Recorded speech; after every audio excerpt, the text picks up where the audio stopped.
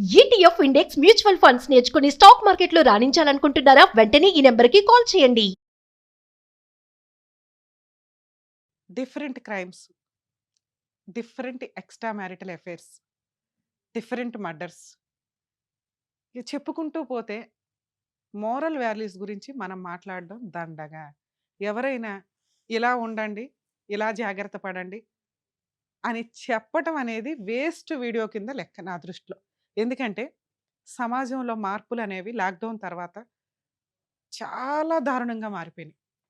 ప్రకృతి మనకొక చెంపదెబ్బ కొట్టి లైఫ్ అంటే ఇంతే అని చూపించినప్పుడు యాక్చువల్‌గా జనాలంతా ఇంకొంచెం పద్ధతిగా, ఇంకొంచెం జాగ్రత్తగా, ఇంకొంచెం రిలేషన్స్ తోటి మంచి మోరల్ వాల్యూస్‌తో ఉండాల్సింది పోయి, దిగజారిపోయిన క్యారెక్టర్స్ తోటి ఈ రోజున మనం సోషల్ మీడియా చూస్తుంటే గాని, ఈ ఛానెల్స్ చూస్తుంటే గాని, టీవీ ఛానెల్స్‌లో కనిపిస్తుంది.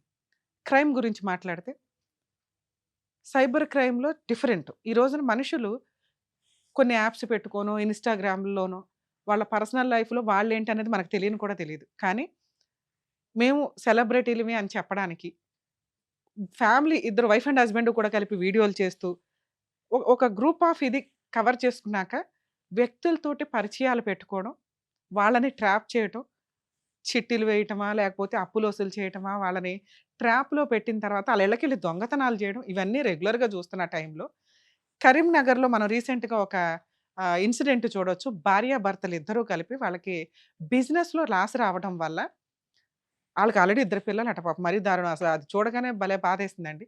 అలాంటిది భార్యని ప్రాస్టిట్యూట్‌గా పెట్టి అని అట్లాగే అనుకోవాలి. ఎందుకంటే ఈ డైలాగ్ ఎందుకు అంటున్నానంటే దగ్గర దగ్గర ఒక 100 మందితో ఆ అమ్మాయి పడుకుని, ఆ వీడియోలు రికార్డ్ జేసి వాళ్ళని బ్లాక్‌మెయిల్ చేస్తున్నారు.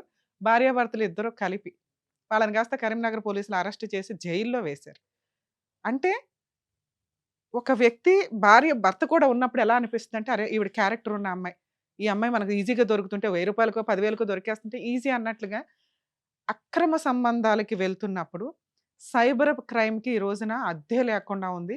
ఇలా ఒక అమ్మాయి ఫ్రీగా దొరికినా, డబ్బులకి దొరికినా కూడా డేంజరే అని గుర్తుపెట్టుకోండి. ఈ రోజున ఆ మనిషే మనల్ని చూడట్లేదు.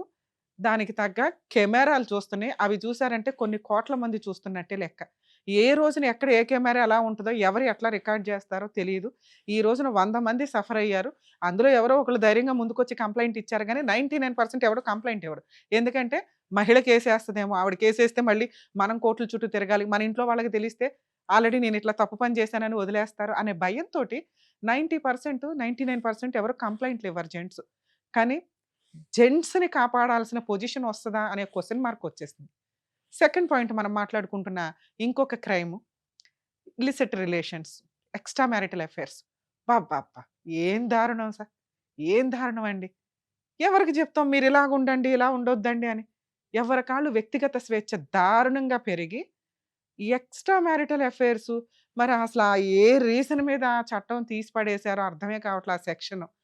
ఎప్పుడైతే ఐపీసీలో ఆ సెక్షన్ తీసేసి బిఎన్ఎస్ యాక్ట్ కొత్తగా వచ్చిందో, విచ్చలవిడితనం ఎక్కువైపోయి, ఇంకొక కేసు రీసెంట్‌గా చూస్తున్నాం.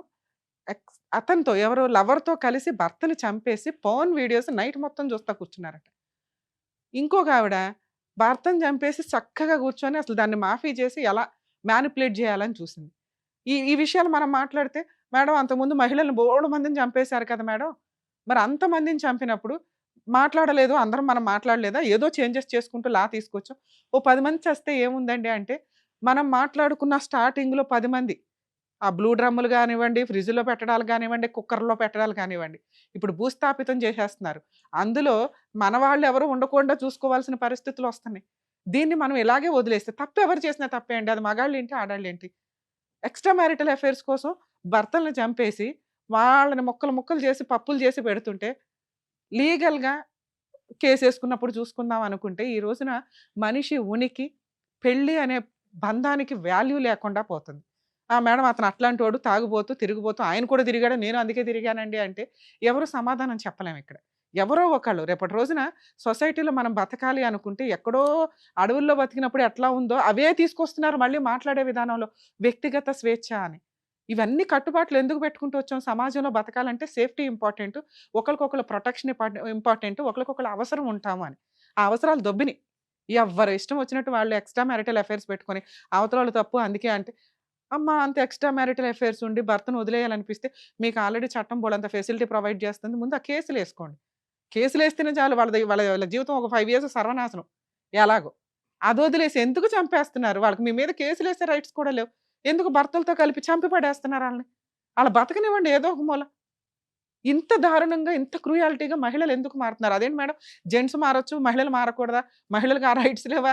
ఈ వాయిస్ నేను మాట్లాడట్లే. ఎవ్వరు చేసినా తప్పే. ఒక మహిళల్ని ప్రొటెక్ట్ చేయడం కోసం ఎంతో కష్టపడి తీసుకొచ్చినవి.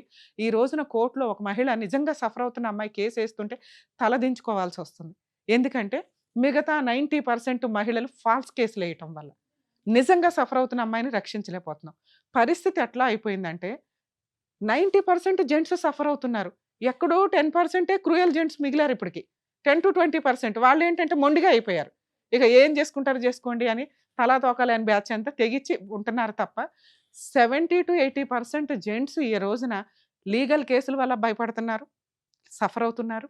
అలాగే ఈ మహిళలు మర్డర్‌ల దాకా వెళ్ళిపోతుంటే ముందు ఆళ్ళ ఇంట్లోకి వెళ్లి ఏం ఫుడ్ తినాలనేది కూడా భయమేస్తుంది. ఏం వండి కలిపి ఏం పెడతారా అని చెప్పి.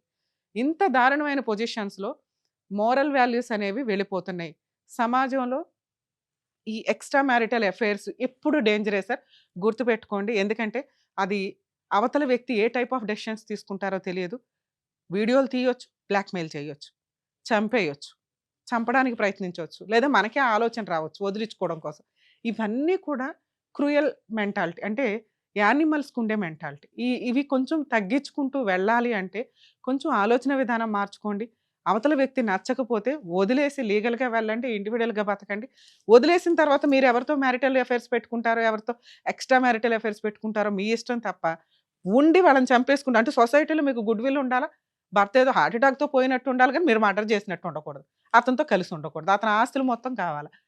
ఇవి కనుక ఇలాగే కంటిన్యూ అయితే రేపటి రోజున సుప్రీం కోర్ట్ ఏం వదలటం లేదండి. అన్నీ ఒక సర్వే వేసి ఒక కన్నేసి ఉంచుతున్నారు. ఒకప్పుడు 498 అరెస్ట్‌లు ఎట్లా అన్నారో, అవి తీసేసి ఇప్పుడు స్టేషన్ బెయిల్స్ ఎట్లా ఇస్తున్నారో, అలాగే రేపటి రోజున మహిళలు వేసే చాలా కేసులు ఎగిరిపోతాయి. గుర్తుపెట్టుకోండి. వాటికి పాపం మీరంతా వేసుకోవాల్సిన పరిస్థితొస్తది.